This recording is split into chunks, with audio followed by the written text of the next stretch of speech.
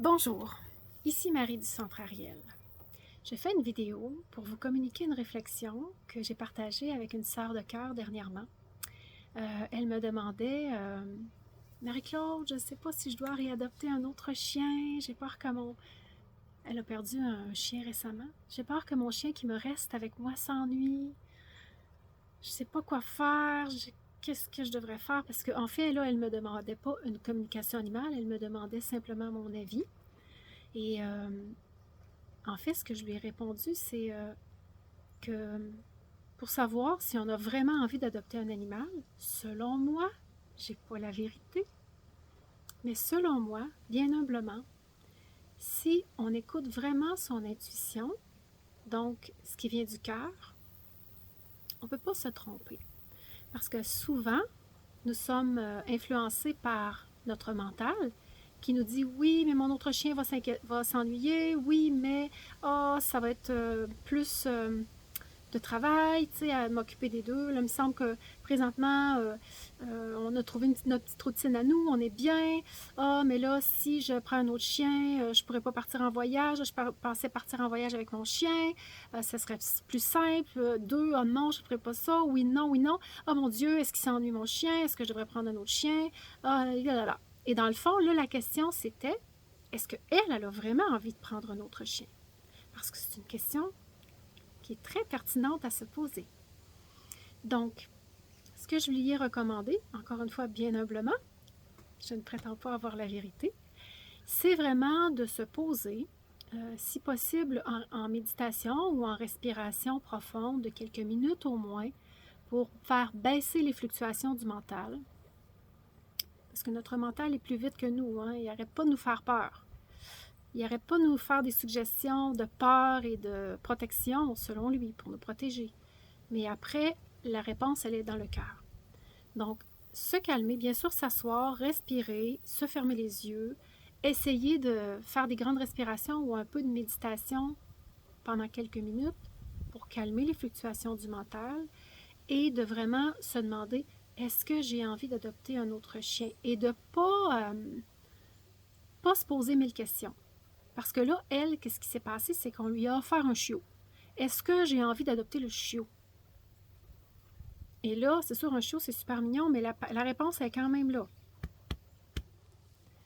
Donc, l'idée, c'est de ressentir.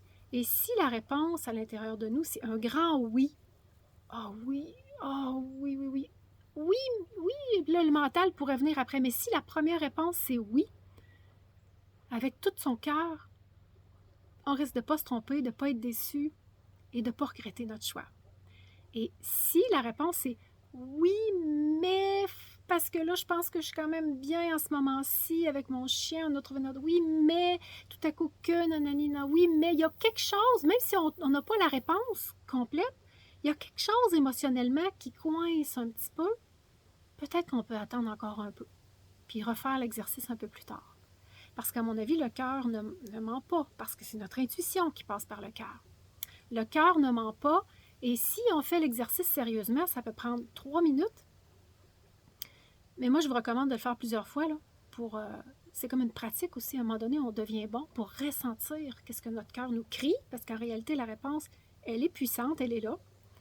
Et dire au mental, un instant, donne-moi une minute là, je me consulte moi-même. Puis vraiment, écoutez, si c'est un grand oui émotionnel, le cœur plein de joie, plein de oui. En fait, là, si j'avais pas toutes ces contraintes-là, je prendrais le chiot. Prends les chiots. Si, il est vraiment cute, mais... Puis je sais que peut-être que ça ferait du bien à mon chien, mais tu sais, il y a ça, il y a ça. À l'intérieur, il y a un petit coup, quelque chose qui coince, on n'est pas certain. Peut-être que vous n'êtes pas 100% décidé. Puis c'est là que se trouve vraiment la réponse, à l'intérieur. Donc, c'est important quand même, je trouve ce message-là, qui est très, très, très simple, mais je trouve que c'est quand même important parce que c'est un truc suprême, la voie royale, pour savoir, bien ça c'est bon pour toutes les décisions que vous allez prendre dans votre vie, pour savoir si vous voulez adopter un nouvel animal ou pas, ce qui est à mon sens l'équivalent d'avoir un enfant. Parce que quand on s'engage, ben, pour moi, bien sûr, le plus possible, l'engagement, c'est bien si c'est un engagement sérieux. Donc, chacun fait de son mieux, puis on ne sait jamais qu'est-ce que l'avenir nous réserve. mais on sait à quel point c'est impactant dans la vie d'un animal quand il y a des mouvements de famille. Donc, puis pour le gardien aussi, pour le gardien aussi.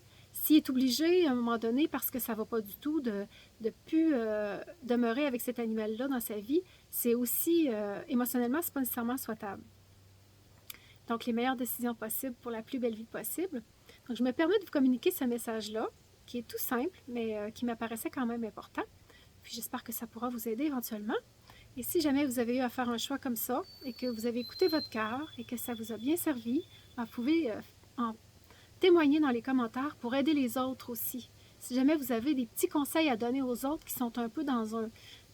Je côtoie plusieurs personnes présentement que ça... Ils sont ambivalents, ils réfléchissent, sont ambivalents, mais la réponse, en fait, ils l'ont à l'intérieur. Puis bien sûr, il n'y a personne d'autre qu'eux.